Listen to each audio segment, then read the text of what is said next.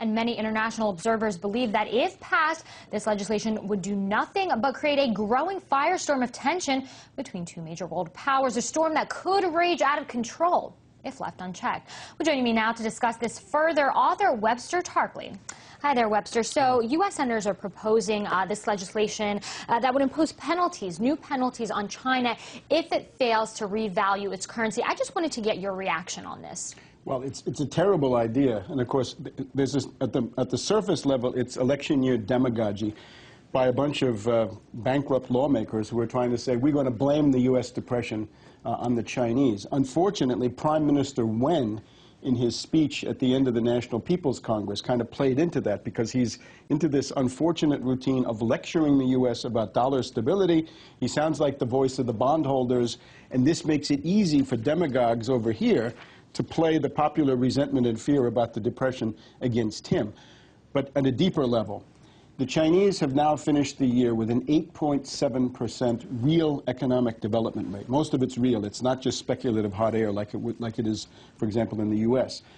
It's the most successful economy of any big country. Now, the U.S. and the British look at that. They feel threatened by it because of the strategic impact of the economics.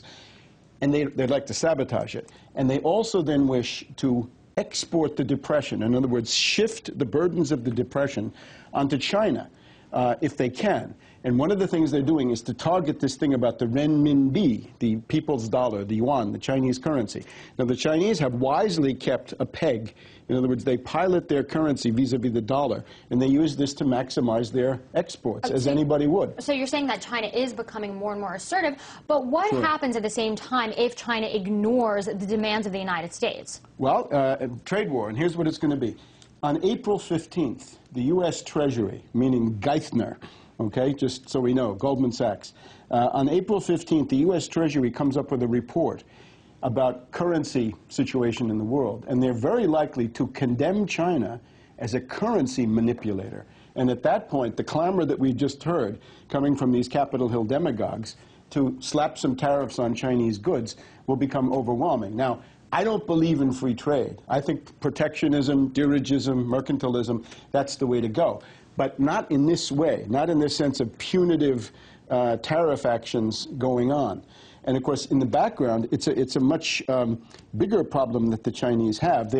If you look at this meeting of the People's Congress, the Chinese leadership is worried.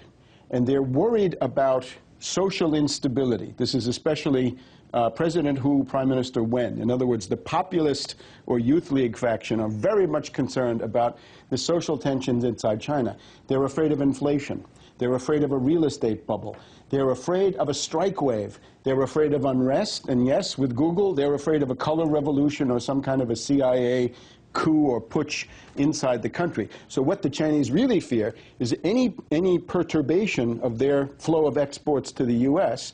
is going to come back in the form of unemployment, and at that point, these places in China that have not been doing well, in other words, not Shanghai, not Canton, but the interior where people are poor, that they're going to have a social explosion, and I think that's also one of the goals of the U.S. But very briefly, you know, this criticism is coming from both sides of the aisle, and, you know, the hope, at least before, was that Barack Obama would ease tensions between the United States and China. So who is behind orchestrating these policies that have sort of caused for the deterioration of relations instead, whether it has to do with politics or economics, when we look back at the arms sales to Taiwan, and the Dalai Lama visit, now fresh tariffs? Right. The problem is this. The U.S.-China relation can be compared to the British and Germany before 1914. In other words, the British are looking at Germany. They say, here's an industrial power. They're outstripping us. They're outgrowing us. We don't know what to do. We're not prepared to match that growth. Same thing with the U.S. The U.S. and the British look at China, and they say, this is a challenge to the Anglo-American world empire, and we've got to do something about it. We've got to sabotage them and somehow play on these internal social tensions. And they have other problems, right, because of this ideological problem that they have. Right? What are they? Are they communists? Are they globalizers? What are they, finally? They really don't have an answer to that. Interesting take on the situation and the relations between the United States and China. Author Webster Tarpley, thanks for your analysis.